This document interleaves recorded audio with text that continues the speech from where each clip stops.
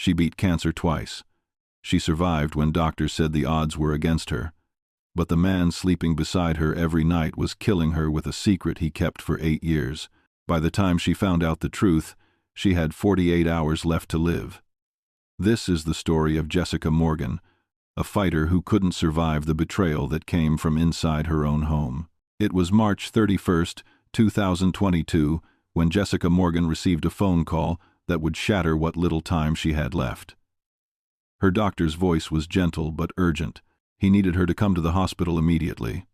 Jessica was 46 years old, a department manager at a retail store in Charlotte, North Carolina, and a mother of 2 daughters. She had beaten breast cancer twice, in 2017 and again in 2019. But despite being declared cancer-free, her health had continued to decline. She was constantly sick, always exhausted, fighting off infections that wouldn't go away. Her weight had dropped to 95 pounds. Something was destroying her immune system, and no one could figure out what. That's why she had gone to Duke University Hospital for a second opinion. That's why the doctor was calling. Jessica asked her daughter Riley to drive her to the appointment. They sat in silence during the 40-minute drive, both preparing for bad news. When they arrived, the doctor led them into a private room, sat down across from Jessica, and said the words that would destroy her world. "Mrs. Bennett, you have AIDS, not HIV. AIDS, the final stage where the immune system has been completely destroyed. Before we go deeper, let us know in the comments where you're watching from. And if you're new here, click on the subscribe button so you never miss any of our upcoming videos."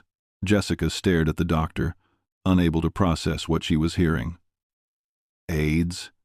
How was that possible? She had been married to her husband Marcus for 8 years. Before that, she had been faithful to her first husband for 15 years. She didn't use drugs. She hadn't had blood transfusions. The doctor explained that she had likely been living with HIV for years, possibly since the beginning of her marriage to Marcus, and that the virus had slowly destroyed her immune system. That's why the cancer kept coming back. That's why she couldn't fight off infections. That's why her body was failing. Riley began sobbing beside her mother. Jessica reached for her daughter's hand, trying to comfort her even as her own world collapsed. Then she asked the question that would change everything. "How did I get this?" The doctor explained that HIV is primarily transmitted through sexual contact. He asked if her husband had ever been tested. Jessica felt her stomach drop. Marcus. It had to be Marcus. There was no other explanation. When they got home that evening, Marcus was watching television in the living room. Jessica walked in, her face pale, her hands shaking. She stood in front of the screen and asked him directly, "Do you have HIV?" Marcus didn't move. He didn't look surprised. He didn't ask why she was asking. He just stared at her with a blank expression and said, "Yes." Jessica's legs gave out. She collapsed onto the couch. "How long have you known?" she whispered. Marcus looked away. "Since 2006. 2006. That was 8 years before they even met." He had known he was HIV positive for 8 years before he married her, and he had never told her. He had watched her go through chemotherapy twice. He had watched her body deteriorate. He had watched her suffer. And he had said nothing. "Why didn't you tell me?" Jessica's voice was barely audible. Marcus shrugged. "I didn't think it mattered. I was on medication. I didn't think I could pass it to you." But that wasn't true. HIV can still be transmitted even with medication, especially if someone isn't taking it consistently. And Marcus had never encouraged Jessica to get tested. He had never suggested protection. He had never given her the choice to protect herself. Riley, who had been listening from the doorway, ran to her mother and screamed at Marcus, "You killed her. You killed my mom." Marcus stood up, grabbed his jacket, and walked out of the house without another word. He didn't apologize. He didn't explain. He just left. That was the last time Jessica saw her husband. To understand how they got to this moment, we need to go back to where it all began. Jessica met Marcus Bennett in the summer of 2014 at a church barbecue in Charlotte. She was 38, recently divorced after 15 years of marriage, and a single mother to 2 teenage daughters, Riley and Madison. She wasn't looking for love. But Marcus, who was 47 and worked as a maintenance supervisor at a manufacturing plant, had a quiet confidence that drew her in. He complimented her. He listened. He asked about her daughters. By the end of the evening, they had exchanged numbers. Over the next few months, Marcus became a constant in Jessica's life. He brought her coffee at work, helped fix things around the house, and treated her daughters kindly. Jessica's best friend Angela felt uneasy about Marcus from the start, though she couldn't explain why. There was something about the way he watched Jessica, something too calculated. But Jessica was happy, and Angela didn't want to ruin that. So she stayed quiet. By December, Marcus proposed. It wasn't romantic or grand. He did it on a Tuesday night in Jessica's living room while they were watching television. But Jessica said yes, because she believed she had found someone who would stand by her through anything. They married in March of 2015 in a small ceremony at the church where they met. In the wedding video, you can hear Jessica's vows clearly. She promises to love him in sickness and in health, to trust him with her whole heart. Marcus's vows are shorter, quieter, and when you listen closely, you notice he never promises her honesty. He never promises her truth. For the first year, everything seemed fine. But by late 2016, Jessica started noticing changes in Marcus's behavior. He became secretive with his phone. He worked longer hours. When she asked about it, he said he was trying to get a promotion. She wanted to believe him. Then in March of 2017, Jessica received devastating news. She had breast cancer, stage 2, aggressive. She needed immediate surgery and chemotherapy. Jessica was 41 years old, with 2 daughters who needed her. She couldn't be dying, but the tests didn't lie, and within weeks, she was in surgery having a mastectomy.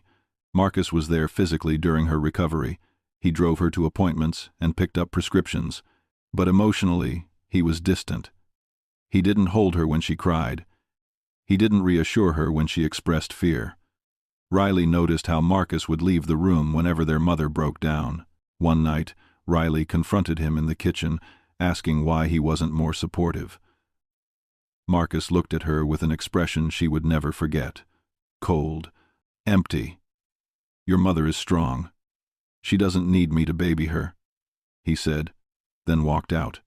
Riley realized her stepfather might not actually love her mother. But what could she do? Her mother was fighting cancer. She stayed silent, carrying her suspicions alone. Jessica went through 6 brutal months of chemotherapy. She lost her hair and 30 pounds. She spent days too weak to move. But she survived. By October 2017, doctors declared her cancer-free. Jessica wept with relief. She posted on social media about being a survivor. Marcus congratulated her with a hug that felt obligatory. He didn't cry or celebrate. He just said, "I'm glad you're okay," and went back to watching television. Jessica tried to rebuild her life. She went back to work part-time and spent more time with her daughters. But her body kept betraying her. She was constantly exhausted despite sleeping 10 hours a night. She had persistent infections and unexplained fevers. Her doctor said it was probably her immune system recovering from chemotherapy. Jessica tried to be patient, but deep down, she knew something was wrong. Then, in June of 2019, the cancer returned, this time in her lymph nodes. Stage 3. Jessica felt like she was drowning. How could this be happening again? She had done everything right. Her oncologist recommended another round of even stronger chemotherapy. Jessica went through it all again. The nausea, the exhaustion, the feeling of being torn apart from the inside. But once again, she fought. And by December 2019, she was declared cancer-free for the second time. Her family threw a celebration dinner. Her daughters made a banner. Everyone hugged her and told her how proud they were. Marcus sat at the end of the table, barely participating, barely smiling. When Riley asked why he wasn't more excited, he shrugged and said, I am. I just don't need to make a big show of it." But it wasn't about not making a show. It was the absence of genuine emotion, the lack of relief that his wife had survived death twice. If you had been married to someone who beat cancer twice, how would you have reacted? Would you have celebrated with everything in you? Or would you have remained cold and detached? Think about that, because Marcus's reaction would later become one of the most chilling pieces of this puzzle. Despite being cancer-free, Jessica's health continued declining throughout 2020 and 2021. She developed chronic pneumonia and recurring infections. Her weight dropped dangerously low. Her doctors were baffled. They ran every test imaginable but found nothing. Jessica's mother suggested she get a second opinion at Duke University Hospital. In January 2022, Jessica made an appointment. The doctor ordered comprehensive blood tests, including tests her previous doctors hadn't thought to run. One of those tests was for HIV. That test would reveal the truth that Marcus had been hiding for 8 years. Jessica was admitted to the hospital the night she confronted Marcus about his HIV status. Her body was shutting down rapidly. The AIDS had compromised her immune system so severely that even the smallest infection could kill her. Doctors started antiretroviral therapy. But it was too late. The damage was done. Riley and Madison stayed by their mother's side, holding her hands, begging her to fight. But Jessica knew she was dying. On the morning of April 2, 2022, just 2 days after her AIDS diagnosis, Jessica Morgan took her last breath. She was 46 years old. Riley was holding her hand. Her mother's last words were, "I'm so sorry I couldn't stay."